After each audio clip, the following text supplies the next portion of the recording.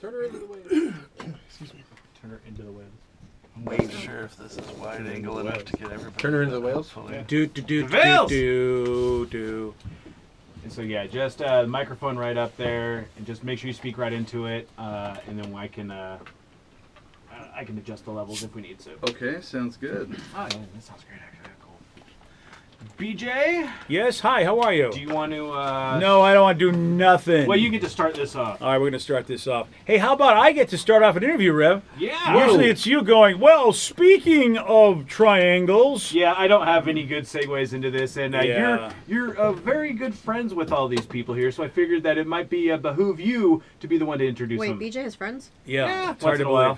Well, of course, Chris Walker, myself, and Vicky have had the pleasure of meeting these fine folks from Flying Frog, ladies and gentlemen. These are the guys that make Last Night on Earth and amazing, amazing games. We have Jason Hill, Scott Hill, and Mary Beth Magallanes, who are all here, and they are pretty much the big three. I mean, there's a lot of people involved in making these games, but they're the big three. I mean, really, when you There's think four about of it. them. There's four of them. Who's the fourth one? Well, you said Mary Beth. Mary Beth. Well, that's Jason, Scott, Mary. Oh no, Mary Beth is one person. Oh, I got it. Yeah. Though I have to My tell you, mistake. she's got the talent of multiple people. That's though. exactly what it is. Yeah. She rings it like 3 people. So that's what I'm saying. There's actually 5 or 8 people in here right now. Yeah. So yeah, really, Flying Frog Productions, of course, man. In my opinion, they have really taken gaming to the next level with their whole attitude on making games. And Jason, Scott, and Mary Beth, you guys have been talked about in the industry. I mean, many people make comments. You can go on YouTube, and usually your games come out. Of course, Tabletop has featured 2 of your games. Other people have reviewed your games, and sometimes you leave people scratching, going, well, I mean, what are they? Why? What's happening? And I just love the fact that you're not doing it the way people think you should be doing it, and yet folks like us are loving it. So I would like to get some. Don't believe what you read. Don't believe what you. And you guys know that the way you approach games. And I when did it start for you where you said, something? First of all, we're going to make games, and we're going to make games a little different than what we're used to the point where people are like they don't know what to think, but a lot of folks like me love them. When did you guys think this could be a thing? Like that you could actually get people to buy these games, that people would want to play the games, these type that you've made, that the level of quality and the stuff you put into them? Well, we played a ton of games growing up, and it kind of started with modifying other people's games and adding other elements to games that we played and really enjoyed. And then I think it was for one of our birthday parties, in around late 90s. I thought, you know what, it would be really fun to just make a game from scratch and just do it for the birthday party and see how it goes. And so I made up a game, and we played it at the party, and everybody really enjoyed it. And then about a week later, we were getting together to play some games, and they were like, hey, let's play that game again. And I was like, well, it was just for the birthday party. It was an event thing. What's that? What was the game? It was actually not one that's been released yet. It was a pirate-themed game. Ooh. No wonder Vicky wants to know. Magic word. 6 cents. So where can I get this game? Yeah, so it'll be out. It's just a matter of time. But anyway, so people started coming over to play games, and more people were saying, what should we play? What should we play? Should we play this game or that game? And then a lot of the time it was, hey, let's play the pirate game. We should just play the pirate game. And I was like, oh, okay. So, we started working on some other games and made a few more kind of prototypes. And all these are just sort of cardboard, really low rent prototype type games. But, it happened more and more where people were like, no, let's play your games. Let's not play the other ones. And so it seemed like, hey, maybe this is something that would actually work. Maybe we could do this for real. Maybe this is a career changer. And so, of course, Jason, that's a great idea that you'd have. And, of course, you've been involved in a lot of creative stuff in the world of gaming and art. And then, of course, Scott, you too. You both, actually, before this, what did you both do? We were both in the video game industry, actually, before this. Which is really fascinating because some people thought the video game industry kind of killed the board game industry, at least, 2 decades ago. I was heavy into video games and stopped playing board games. And it's funny that the guys that were in charge of pulling me away, if you will, you guys, all of a sudden, I don't know if it's we get to an age thing. You're like, well, wait a minute, wait. let's get together around a board and let's play and look at each other as opposed to just looking at a screen.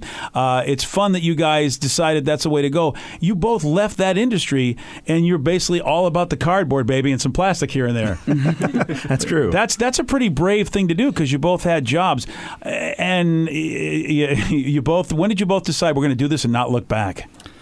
Well, there was a period where we did both. And it started out as, okay, we're going to do this for real. Like, what if we actually released a game, a board game?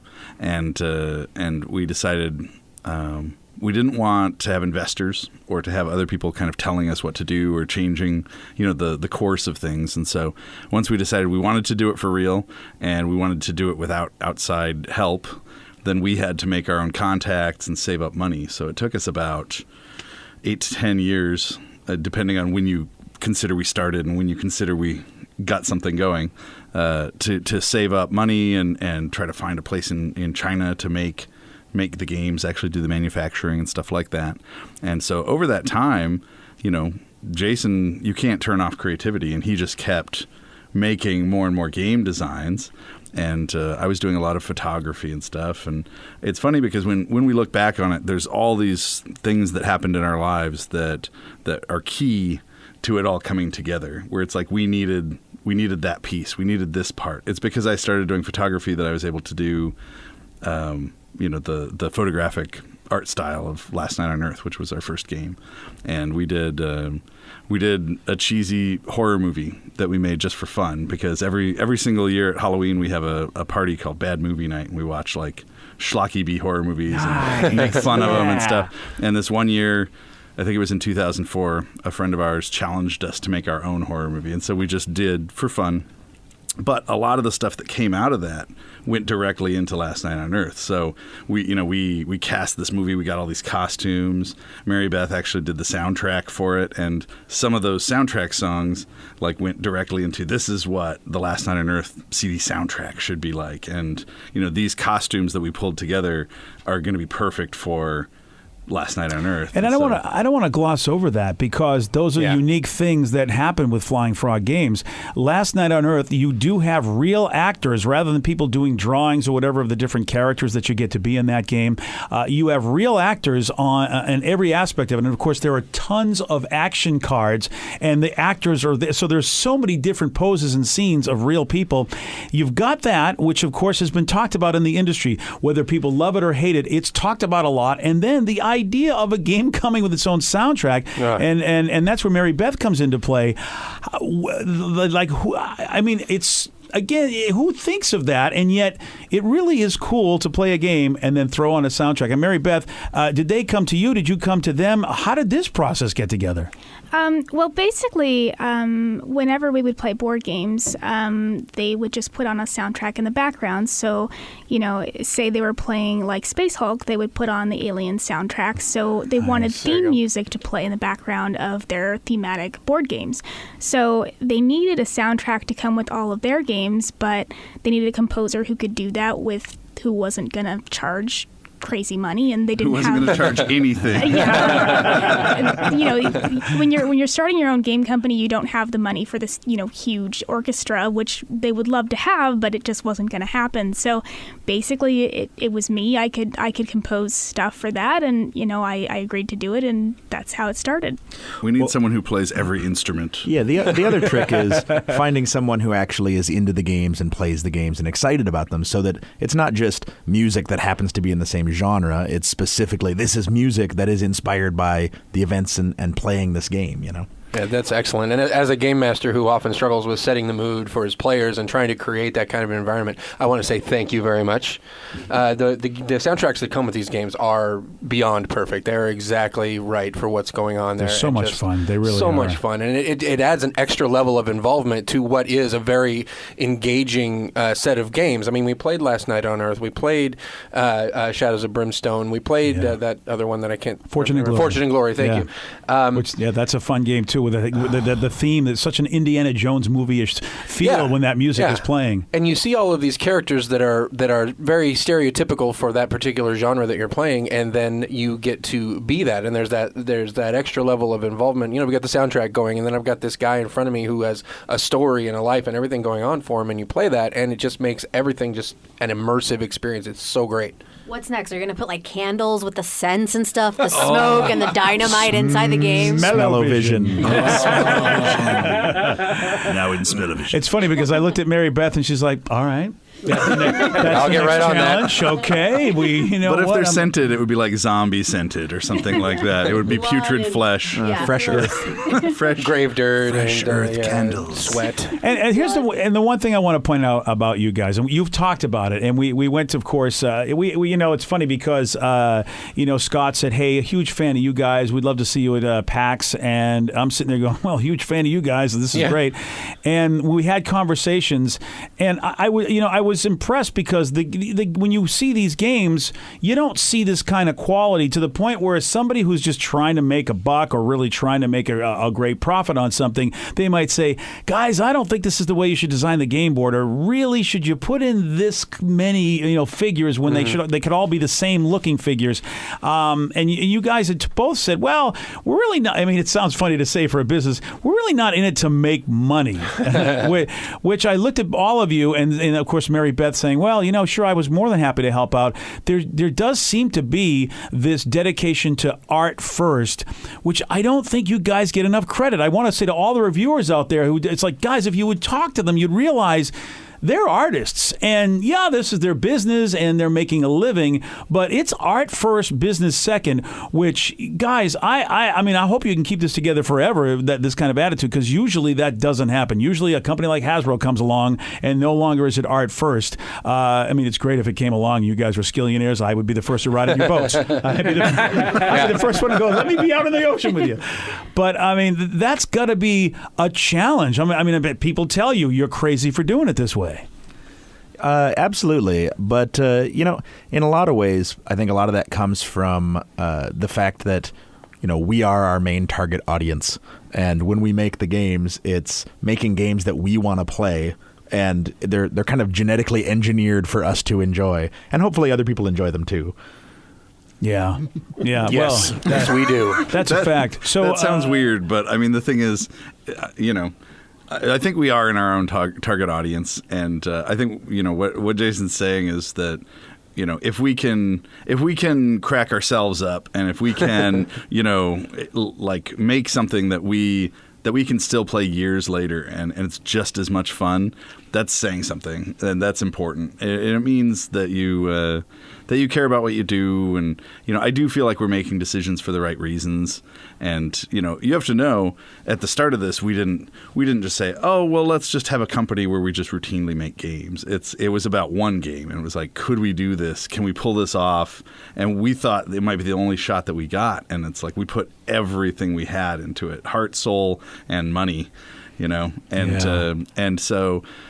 Being in the video game industry, we saw for years how it works, where if you have a baby, like you have your design, and it's like, oh, this is my game, this is my dream, or whatever, and your hopes are constantly dashed. It doesn't matter like what level you're at, even if you're not like the designer of a game, if you're just working on it. I was for years a character modeler, and there were times where I would spend like 2 or 3 months on like one character, and they would come in and be like, "Oh yeah, we cut it. Yeah, there's just he was wearing a yellow suit, and they just felt like." They wanted a character that's wearing red. It's like, wait, no. I could make it red. Like, what are you talking about? Click, done. Yeah, arbitrary decisions that just dash your hopes and dreams and make you feel horrible. And from the design side, over and over, I saw situations where people would have something like, oh, my dream is to make this Mafia game, and it's going to be so great. And then you get it, and they're like, good news. We selected your game. And it's like, my Mafia game, really? It's like, yes, but it's going to be on the moon. And it's going to be with cats. And they're like, no, that's not my dream. And you're the one who's dashing the dreams now, is what you're saying. You've turned that around. You're like, I have the power now. You will all pay. I'm the captain now. No, it's a rare thing because the people making the decisions are the people that that are also like the creatives, and so there is no in between, and so hopefully that continues to work. Right now, we're able to do like direct our own ship and do what we want, and it's awesome creatively. And I'll tell you something, Chris and I just, along with Vicky, we come to your place, we come with our little cameras, and we go, look, we're not a professional video establishment, but we really love the idea of what can happen when you play these games, the fun aspect of it. And we've done one for Fortune and Glory. We got another one. You know what? One day, Chris, we're going to be professionals. One day it's going to happen. Yeah. But I love the idea that you guys were like, hey, would you like to come play a Halloween type feel of a game and get dressed up? And we were like, sure. That sounds like a great idea. Yes, please. And so, Chris, you're putting up a video. Yeah, so the video is going to be up today, actually. I'm going to have that up on our YouTube page, and I'm going to have it up on the Facebook page, too. And then if you guys link that through, it'll be all over the place. You better check it out. And we want to share it with the Nationals. The thing, again, is that this was an invite from we made friends with these guys at Flying Frog, and they're like, hey, listen, Halloween's coming. Shadows of Brimstone's a fun game with a Halloween theme. Would you like to play? Yeah. And we're like, we surely would, because it's great to be able to play games with people who know how to play them, especially a new game. So we said, but we're bringing the cameras, because if they're like, yeah, we've got costumes. We're like, this was a party. Yeah. So you got to check this out, because this is the kind of fun thing you can do on your game nights. And this is why I love Flying Frog Games, because it avails itself for just that. Yeah. And so when you see what we've done in the video, just like the fun we had playing this game, and I thought I'd let you guys, there's so many games you have, but it's spooky time. It is Halloween's around the corner, we thought we'd say. Yeah. So tell us a bit about Shadows of Brimstone and why this would make a great spooky game night for all our Halloween gamers out there.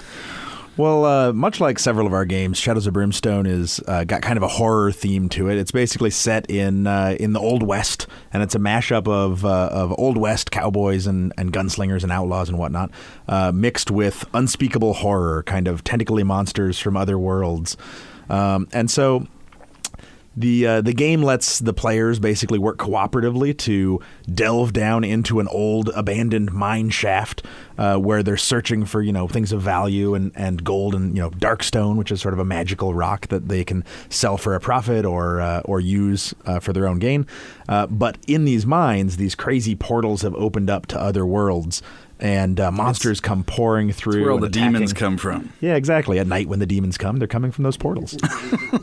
And so it's basically an adventure game where you form this posse of Old West heroes and go on adventures with this crazy kind of horror campaign feel to it. And I should say, a lot of the Weird West style games really take it to a crazy level where it's almost like a steampunk element, and so if you're playing a Weird West game, typically it'll be like, oh, I'm a sheriff with a cybernetic arm and like a computerized horse or whatever, and we wanted to do like just all of our games are very thematic, and we love to delve into like everything we love about a certain genre, and we wanted the Old West, like the real gritty, Clint Eastwood. Yeah, spaghetti western type. Yeah, Clint Eastwood would not have a cyber horse. It just wouldn't happen, And so we wanted this notion of it's kind of overwhelming because you're just a simple bandito, and you're pulling a burro, behind you. You've got a 6-shooter, but you're facing enormous demons with like 18 tentacles coming out of their mouth. And you're crossing through these portals into other worlds, and you find yourself on alien planets trying to deal with this, and it's like you were not equipped in any way, and that's there's something very Lovecraft about that as well. Very very Lovecraft, and that was one of the things that drew me to this game in the first place. The Lovecraft feel of it, and the horror and the spookiness of going down into this deep cave where so good, and you guys will see the video. It's really, really fun, and it was definitely a very Halloween-y, spooky kind of a situation. And the cool thing about the game is on every level you can enjoy it, because the models that come with the game, you actually get to build, and there's that type of gamer out there, if you will, the Warhammer dude, who just loves building and painting, and so the game gives you that. And then if you're an RPG guy, it definitely gives you that. But at the same time, you don't need a game master, because the game itself is, and the game just is so rich in everything that could possibly happen to you. The amount of chaos, and if you watch the video, my favorite moment was looking at the game designers as they thought that we just entered the room, we entered the mine, and he rolled the worst possible thing. We might be dead before we even start. The very first play of the game, and I mean literally the first play of the game, we are in deep, deep peril thanks to your dice rolling Chris is another abilities. great guy that works there, and so Chris and Scott were playing while Jason's just telling us how to play. Yeah. Then all of a sudden, the three of them look at each other and they go, this game could be over right now. What the hell kind of roll is that? Who rolls what he just rolled? Well, this is a new one. Yep. Here we go. Yeah, so and that's the fun part of it. And I don't know how many times I just basically, I think I was too loud for whatever cave we were in, whatever shaft we were in, because we got, how many times did the roof fall on us because of me? Right, exactly. Yeah. So I need to be a lot quieter when we go through we go in the mines, people. Sorry about that. And guys, there's so much more we could talk about, and we usually, and we will. There many times we will talk about the games from Flying Frog. You'll hear it on the show. We love that they're from our great area here in the Pacific Northwest. We love that. Local boys. And we love that, Jason Scott and Mary Beth really put the art into it. I mean, that's the beauty of it. And that's why, man, I want everybody to play these games, because these are games made by people who, like you and I said, if we only had the ability to make our own game, if we only had the ability to do it, we just don't have the resources or whatever. And you guys went out and did that, and you can see it in each and every game. It's so much fun. And Jason Scott, Mary Beth from Flying Frog, thank you so much for joining us in Geek Nation. Yeah, thanks, guys. Thank you. And website or anything that people can go so they can check you guys out. Plug your stuff. Yeah, plug it. Absolutely. So we're at www.flyingfrog.net is our main page. We have a Facebook page, Twitter, at FFP Games. We also have a pretty good presence on Board Game Geek. Yeah.